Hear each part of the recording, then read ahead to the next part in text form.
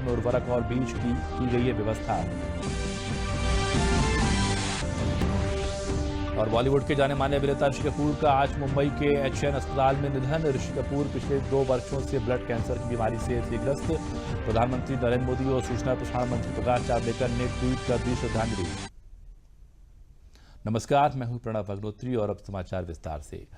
भारत सरकार ने विभिन्न प्रदेशों से दूरदराज के क्षेत्रों में मजदूरों को ले जाने के लिए राज्यों को एक दिशा निर्देश जारी किया है। गृह मंत्रालय में संयुक्त सचिव पुण्य सलिला श्रीवास्तव ने दिशा निर्देश का उल्लेख करते हुए कहा कि राज्य प्रवासियों को ले जाने के लिए कोविड-19 के लिए निर्धारित स्टैंडर्ड प्रोटोकॉल का पालन करेंगे। रास्ते में बढ़ने वाले राज्य इन सभी को ट्रांजिट पास देने की व्यवस्था करेंगे। कल गृह मंत्रालय ने आदेश जारी कर उन लोगों की आवाजाही की अनुमति दी है जो अलग अलग स्थानों पर लॉकडाउन की वजह से फंसे हुए हैं, जैसे कि स्टूडेंट्स, प्रवासी मजदूर, पर्यटक, तीर्थयात्री इत्यादि। राज्य सरकारों को इनके यात्रा की व्यवस्था करते समय कुछ बातों का ध्यान रखना होगा। सभी राज्य तथा केंद्र शासित प्रदेश अपने नोडल प्राधिकारी नियुक्त करेंगे जो ऐसे फंसे हुए लोगों की आवाजाही के लिए स्टैंडर्ड प्रोटोकॉल विकसित करेंगे।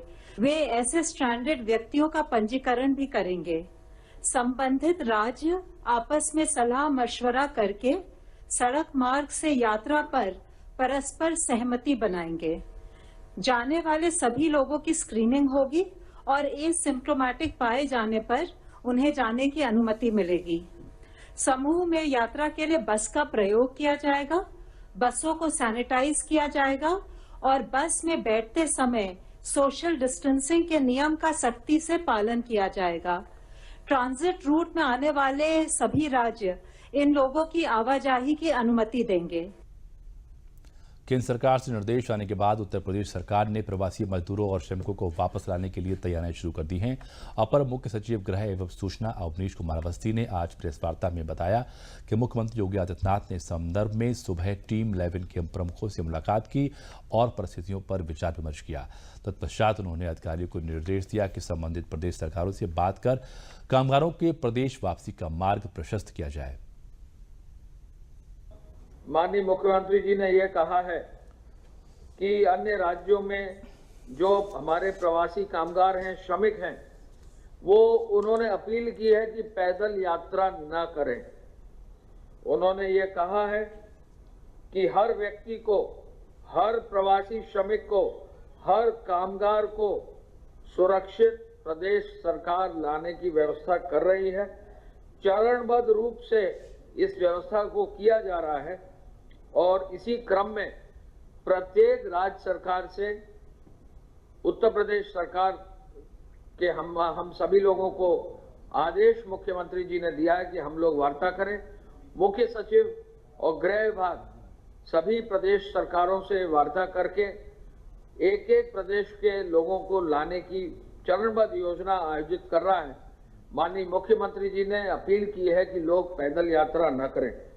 उन्होंने यह भी कहा है कि प्रदेश सरकार यदि संबंधित राज्यों से सूची प्राप्त कर लेगी अपने प्रवासी श्रमिकों की, जिसमें नाम, पता, टेलीफोन नंबर और उनके स्वास्थ्य परीक्षण की स्थिति अगर उपलब्ध हो जाएगी तो उनको सुरक्षित वापस लाने की कार्य योजना को आगे बढ़ा दिया जाएगा।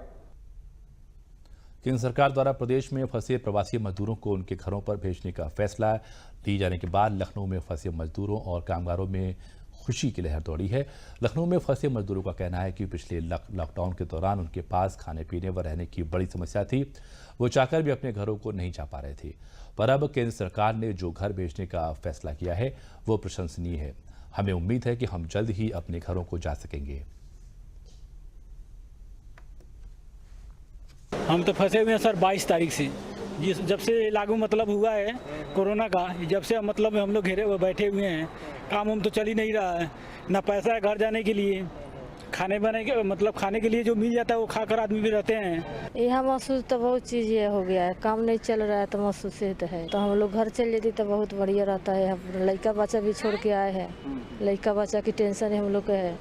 अभी काम नहीं चल रहा है तो टेंशन है ना। सरकार दे देती तो हम लोग सवारी अपना घर निकल जाती जा।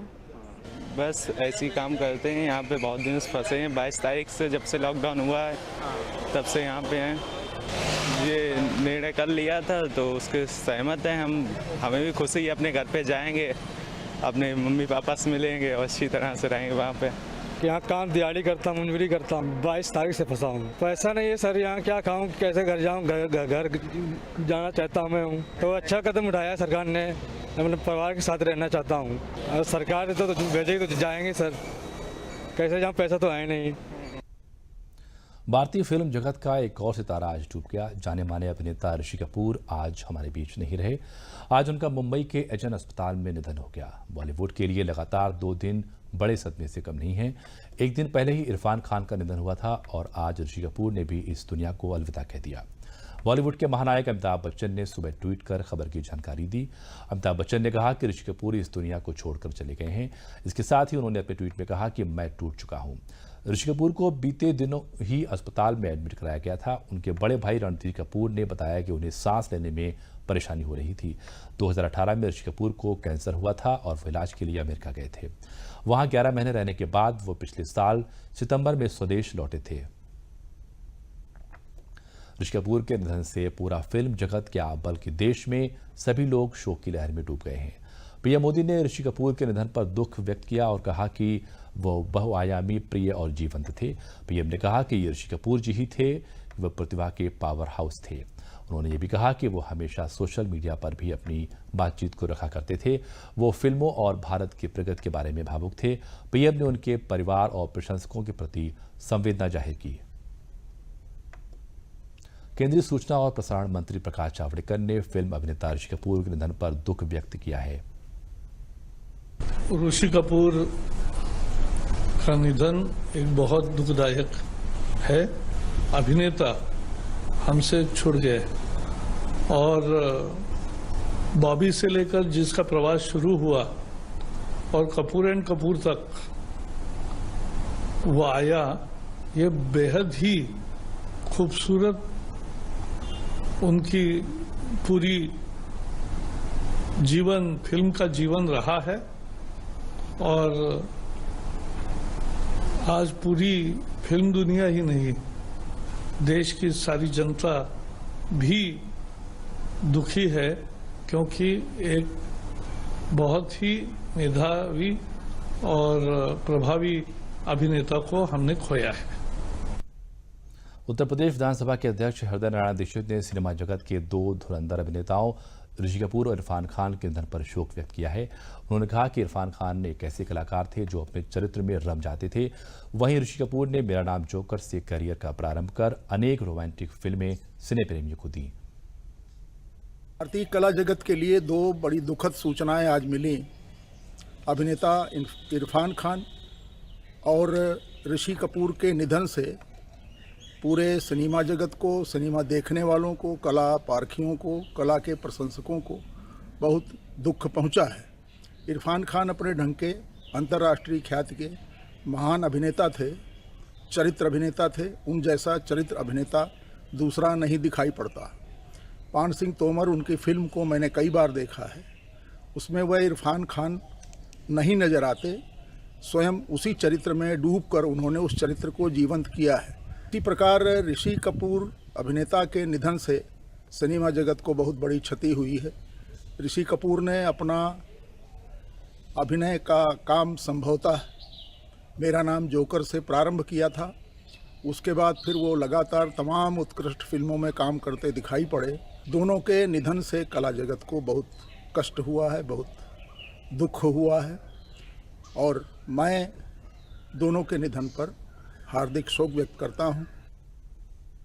वचन गायक अनूप जलोटा ने ऋषि कपूर के निधन पर शोक व्यक्त किया है। उन्होंने कहा कि अभी तो उन्होंने नई पारी शुरू की थी, यूं दुनिया से चले जाना शॉकिंग है।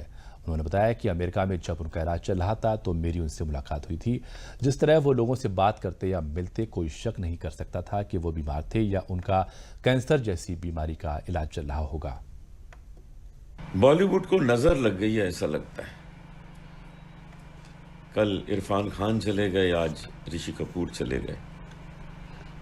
लगता ही नहीं था कि ऐसा कुछ हो सकता है। मैं तो अभी जब वो अमेरिका में थे रिकवरी हो रही थी उनकी, तो मैं मिलने गया था। नीतू जी भी थी, बेटी थी दिमा, हम लोगों ने साथ में चाय पी। मुझे नीचे छोड़ने आए कार तक, कार में बैठाया, उसके बाद गए। बिल्कुल ठीक थे। कहने लगे मैं यहाँ 2 स्क्रिप्ट रोज पढ़ता हूँ, लोग मुझे भेजा करते हैं, तो आते ही मैं काम शुरू करने वाला हूँ। बिल्कुल ठीक हो गया। बस ये अब खबर सुन रहे हैं, लेकिन क्या मंजूर ऊपर वाले को होता है कुछ पता कहाँ है।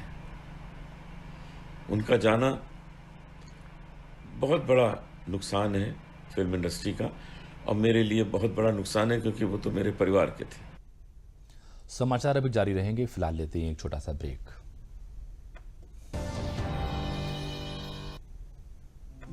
अरे क्या हुआ चाचा, आज काम करते हुए गाना नहीं गुनगुना रहे हैं आप? क्या गाएं क्या गुनगुनाएं भैया। क्यों, क्या हुआ? बैठिए। छोटे भाई को टीबी हो गई है। हर सरकारी स्वास्थ्य केंद्र में टीबी का जांच और उसके इलाज दोनों ही मुफ्त में उपलब्ध है। पर चिंता तो अन्य खर्चों की है। RNTCP नोटिफाइड जितने भी टीबी मरीज हैं ना, सरकार उन्हें आर्थिक सहायता उपलब्ध करा रही है। इलाज की समाप्ति तक सरकार हर टीबी मरीज के बैंक अकाउंट में हर महीने 500 रुपए दिया करेगी। इससे सही पोषण और अन्य खर्च दोनों में सहायता मिलेगी। ये तो टीबी के मरीजों के लिए बहुत बड़ी राहत है। बस ऐसे ही गाना गुनगुनाते रहिए चाचा। टीबी हारेगा, देश जीतेगा। आगरा में कोरोना संक्रमितों की संख्या में लगातार वृद्धि हो रही है। पिछले 24 घंटे में 51 लोगों में कोरोना संक्रमण की पुष्टि हुई है, जिसके बाद अब आगरा में कोरोना संक्रमितों की संख्या बढ़कर 455 हो गई है। आगरा में जहां कोरोना से 14 लोगों की मौत हो चुकी है, वहीं 90 से अधिक कोरोना संक्रमण के मरीज स्वस्थ होकर अपने घर पहुंच गए हैं।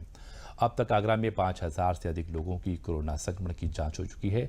आगरा में लगातार बढ़ रही कोरोना संक्रमित मरीजों की संख्या के चलते प्रशासन भी गंभीर दिखाई दे रहा है। इसके बाद 32 हॉटस्पॉट इलाकों में और भी सख्ती कर दी गई है, तो वहीं जिले की सीमाओं को भी पूरी तरीके से सील कर दिया गया है। जिलाधिकारी प्रभु एन सिंह ने बताया कि हॉटस्पॉट एरिया में मोबाइल टीम लगा दी गई है।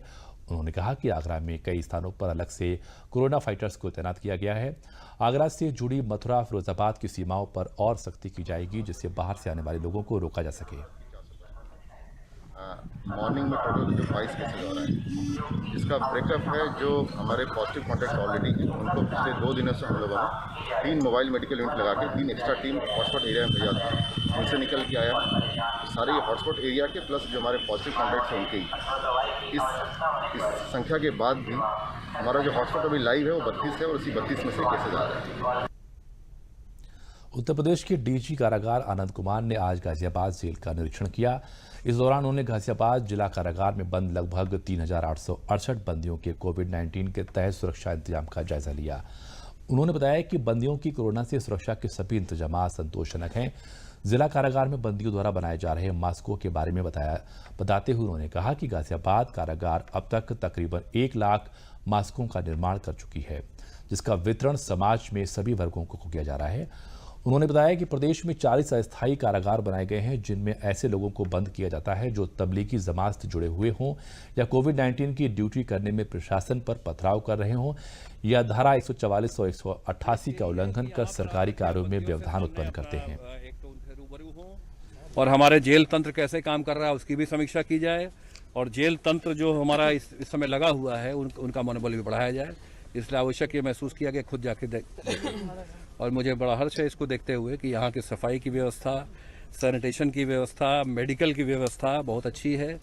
और 3800 बंदी यहाँ होने के बावजूद भी एक भी हमारे पास कोविड पॉजिटिव का केस नहीं है, जो हमारे लिए संतोष का विषय है। लेकिन हमें लगातार इसमें सजग रहना पड़ेगा। यहाँ पर सोशल फिजिकल डिस्टेंसिंग और सफाई सैनिटरी मेजर जैसे मैंने आपको कहा उसका पालन किया जा रहा है। बंदी और जेल तंत्र में एक समन्वय है और अपेक्षित सहयोग दोनों तरह से है। प्रदेश के कृषि मंत्री सूर्य प्रताप शाही ने कहा है कि कोरोना महामारी के समय भी प्रदेश सरकार ने किसानों के लिए पर्याप्त व्यवस्था की है। न केवल रबी की फसल की कटाई और उसकी खरीद की व्यवस्था की है, बल्कि खरीफ की फसल के लिए पर्याप्त उर्वरक और बीज की व्यवस्था भी की है। उन्होंने बताया कि प्रदेश में खासतौर पर बुंदेलखंड इलाके में दलहनी फसलों का क्षेत्रफल बढ़ा है और पूरे प्रदेश में कृषि का क्षेत्रफल भी बढ़ा है। आदरणीय प्रधानमंत्री श्रीमान नरेंद्र मोदी जी और उत्तर प्रदेश के मुख्यमंत्री आदरणीय योगी जी के एजेंडे पर जब से उनकी सरकार बनी तब से किसान रहा है। और किसान हमेशा इन दोनों सरकारों की प्राथमिकता रही है। और इसलिए मैं ये कहूँ कि हर कदम किसान के साथ इस सरकार का है तो अतिशयोक्ति नहीं होगी।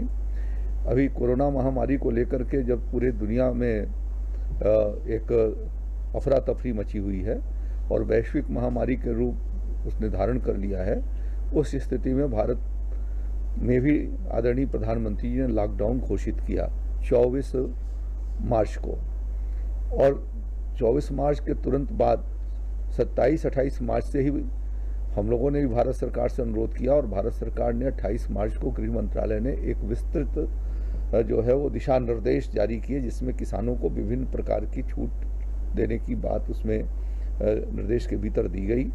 और ये कहा गया कि किसानों को कटाई मड़ाई की दृष्टि से किसी प्रकार की कोई कठिनाई न हो, इसके लिए व्यवस्था राज्य सरकार करें।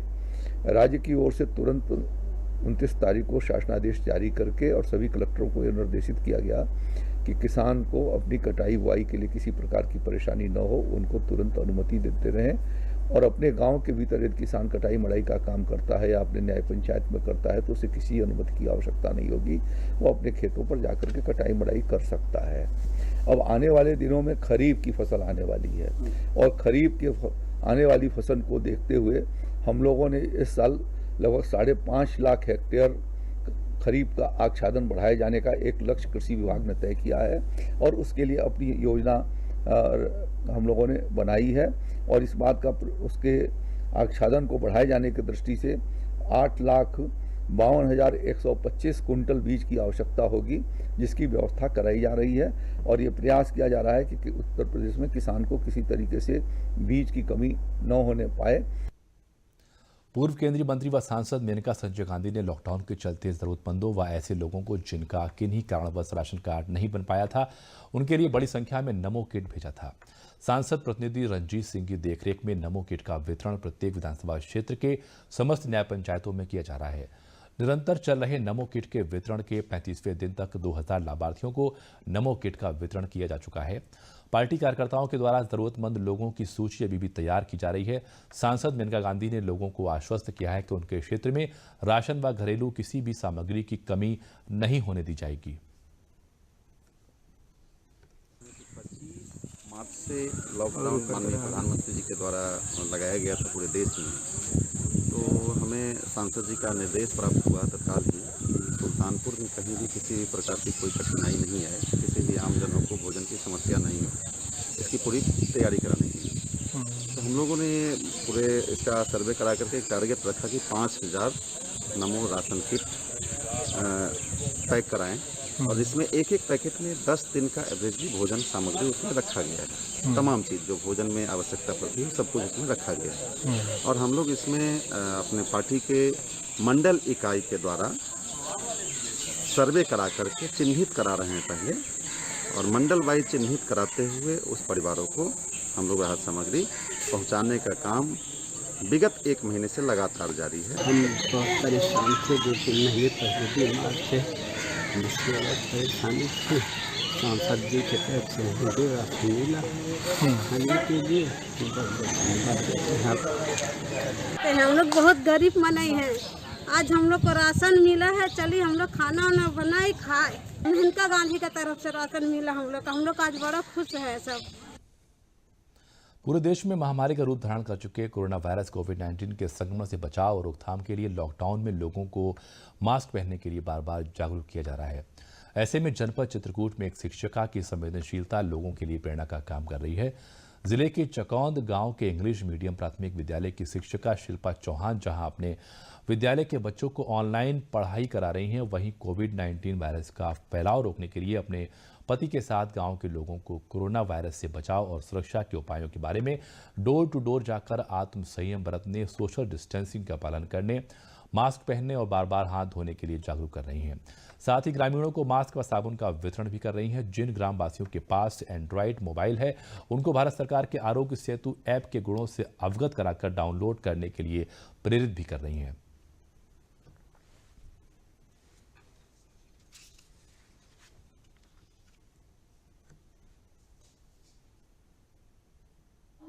भी शुरू किए हैं ताकि बच्चों का नुकसान ना हो, उनकी शिक्षा का जो ब्रेक हो रहा है उसमें हम प्रयास कर रहे हैं कि कुछ बच्चे ही जो जिनके पास फ़ोन है उनके ज़रिए हम ऑनलाइन क्लासेस कर रहे हैं।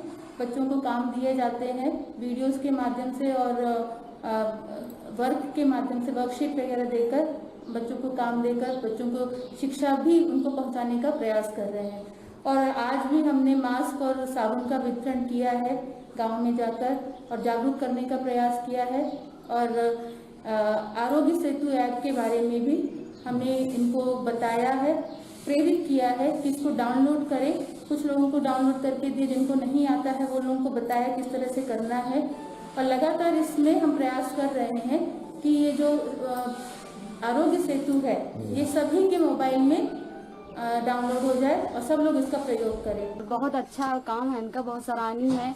मतलब गांव में ऐसा सोचते हैं लोग कि अभी हमारे गांव में कुछ नहीं है इस क्षेत्र में, तो ऐसा नहीं हो सकता है, मतलब नॉर्मली। तो मैम ऐसा सबको जागरूक कर रही हैं कि सबको पता चल रहा है कि गांव हो या शहर हो, लेकिन सभी जगह हमें बच के रहना, अपनी सुरक्षा अपने हाथ है। इनकी बातों से सब में जागरूकता फैल रही है और मतलब सबको प्रेरित कर रही हैं कि कोई ये गांव शहर नहीं है, सब अपने अपनी सुरक्षा अपने हाथ करें। सबको मास्क दिया और हैंड साबुन दिया सबको कि 20-20 मिनट तक अपने हाथ धुलें, मास्क लगाकर एक दूसरे से बात करें, एक दूसरे से 1 मीटर की दूरी में रहें। खुद समूह पर निर्भर रहने वाली महिलाओं ने लॉकडाउन के चलते दूसरी गरीब महिलाओं और परिवार को पालने का बीड़ा उठाया है। श्रावस्ती जनपद का एक छोटा सा गांव खुरखुरी, जहां उत्तर प्रदेश राज्य आजीविका मिशन की महिलाएं समूह बनाकर अपनी समस्याओं का निदान खुद करती हैं। वहीं लॉकडाउन में यह महिलाएं सोशल डिस्टेंसिंग का पालन करते हुए एक जगह अपने घरों से राशन लाकर एकत्रित करती हैं और गरीब परिवार का चयन कर उनके घर राशन पहुंचाती हैं, जिससे हर घर की तरह उनके घरों में भी चूल्हा जलता है। वैश्विक महामारी कोरोना वायरस के प्रति जागरूक करने एवं अपने आसपास कोरोना संक्रमित लोगों के बारे में जानकारी मोबाइल ऐप आरोग्य सेतु के बारे में महाराजगंज जनपद में पुलिस एवं प्रशासन के माध्यम से जगह जगह लोगों को जागरूक करने के साथ ही इस मोबाइल ऐप को डाउनलोड करने के लिए लोगों से अपील की जा रही है। वहीं स्थानीय लोग आरोग्य सेतु ऐप को डाउनलोड करने के बाद उसका इस्तेमाल भी शुरू कर रहे हैं, साथ ही अपने घर परिवार सहित अन्य लोगों को भी इसके बारे में जागरूक करने का संकल्प भी ले रहे हैं। जागरूकता अभियान में जुटी पुलिस का कहना है कि कोरोना वायरस संक्रमण को बढ़ने से रोकने के लिए भारत सरकार द्वारा जारी किया गया आरोग्य सेतु एक काफी कारगर है। भारत सरकार द्वारा आरोग्य सेतु ऐप लॉन्च किया गया है। वास्तव में ये इसमें कई खूबियां हैं। इसको लेकर हम लोग स्थानीय जो नागरिक हैं, जो कस्बे में आ रहे हैं किसी भी काम से, चाहे वो बाजार में खरीदारी करने आ रहे हैं या बैंक में पैसा निकालने आ रहे हैं या दवा लेने आ रहे हैं, हम लोग सभी लोगों को रोक कर उनसे निवेदन कर रहे हैं कि आप आरोग्य सेतु ऐप को ज़्यादा से ज़्यादा डाउनलोड करिए। इवन आप अपने आस पड़ोस उठने बैठने और जहाँ चाहते अगर कोई भी व्यक्ति दिखता है जिसके पास स्मार्टफोन है, आप उनसे डाउनलोड करने के लिए उन्हें प्रेरित करें। हम लोग ये अभियान के तौर पर शुरू किए हैं। हर चौराहे पर और भीड़ भाड़ वाले स्थानों पर हम लोग कोशिश कर रहे हैं लोगों को इसके बारे में हम लोग जागरूक करें और ज़्यादा से ज़्यादा इसे हम लोग आगे बढ़ाने के लिए, डाउनलोड करने के लिए प्रेरित करें। आज हम लोगों को नौतनों पुलिस के द्वारा आरोग्य सेतु ऐप के बारे में बताया गया और हमसे वो इंस्टॉल भी कराया गया और उसके बारे में हम लोगों को बताया गया कि इससे क्या क्या अच्छाइयाँ हैं, क्या चीज़ें हैं, और हम लोगों को जागरूक किया गया कि इससे लोगों को आप बताएं, अपने आस पड़ोस के रहने वाले लोगों को, कि इस ऐप को अपने ज़्यादा से ज़्यादा लोग डाउनलोड करें। और इस ऐप में लगभग सारी जानकारियाँ उपलब्ध हैं। आप अपना सेल्फ टेस्ट भी कर सकते हैं। ये सब सारी चीज़ें पुलिस प्रशासन द्वारा बताई जा रही हैं। आज इस द्वारा आरोग्य ऐप के बारे में जानकारी दी गई, उसको हमने भी लोड किया है और समाज में भी कई लोग से लोड करने के लिए घर पर भी जा करके इसको लोड करवाएंगे। इससे बहुत ज़्यादा फ़ायदा होगा। हम भी लोड किए हैं, इस पर रिटर्निंग मैसेज आ जा रहा है। अगर अगल बगल किसी को कोरोना है तो पता चल जा रहा है मैसेज द्वारा कि इनको कोरोना है। भूल गए राग रंग, भूल गई छकड़ी, 3 चीज याद रही, नून तेल लकड़ी। अंत्योदय के प्रणेता पंडित दीनदयाल उपाध्याय ने जब भारतीय अर्थनीति की व्याख्या की थी तब आम आदमी की इसी चिंता का जिक्र आया था, लेकिन शायद तब किसी ने यह नहीं सोचा होगा कि वर्षों के बाद कोरोना जैसे आपातकाल में यही 3 चीजें लोगों की जरूरत बन जाएंगी। सरकार के पास इस आपातकाल में लॉकडाउन का पालन कराना प्राथमिकता है, वहीं कोई भूखा ना रहे इसको लेकर लगातार काम किए जा रहे हैं। लॉकडाउन के प्रारंभ से ही लखनऊ विकास प्राधिकरण इन्हीं 3 उद्देश्यों को लेकर आगे बढ़ा है, जो जनकल्याणकारी साबित हो रहे हैं। कोरोना जैसे आपातकाल में लखनऊ विकास प्राधिकरण ने जहां एक तरफ सैनिटाइजेशन के फुल प्रूफ इंतजाम किए हैं, वहीं एलडीए द्वारा विकसित कॉलोनियों में कोई गरीब भूखा न रहे, इसके लिए कम्युनिटी किचन चलाया जा रहा है। एलडीए ने 5 कम्युनिटी किचन बनाया है, जिसमें 3 गोमती नगर विस्तार और 2 जानकीपुरम विस्तार में है। इन दोनों क्षेत्रों में रहने वाले 2000 से अधिक परिवारों को कच्चे राशन के साथ साथ प्रतिदिन 10 से 12 हजार लोगों को पका हुआ खाना दिया जा रहा है। कम्युनिटी किचन पर सुबह 5 बजे से ही साफ सफाई के साथ खाना बनाने का काम शुरू हो जाता है, जहां सुबह 9 बजे तक हजारों पैकेट खाना बनाकर तैयार कर दिया जाता है। पहला तो कि हमारा जो पूरा एरिया है उसमें हमारे कुल 8 वेंडर्स हैं जो साफ सफाई, सैनिटाइजेशन, फॉगिंग समय समय पर कर रहे हैं और रेगुलर कर रहे हैं। इसको किसी भी प्रकार से यहाँ के निवासियों को दिक्कत न हो, स्वच्छता सफाई का ध्यान। और अब अंत में प्रमुख समाचार एक बार फिर। खाना वितरण की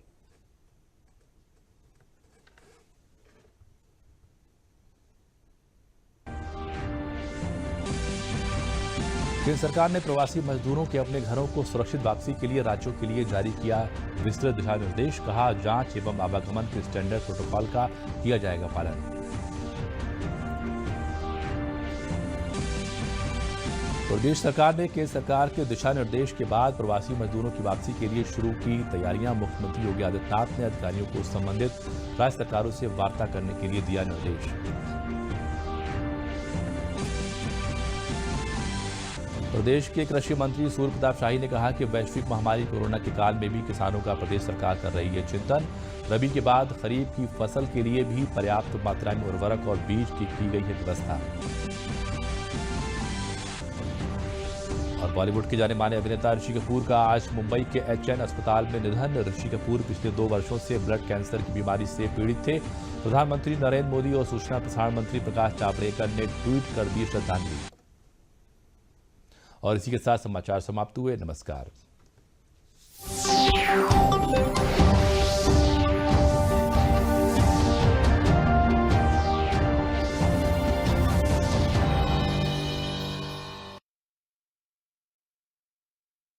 ये विशाल है ना, इसका सब प्रॉपर चलता है। कल उसके बैंक अकाउंट में 15,000 रुपए का फ्रॉड हुआ है, पता है?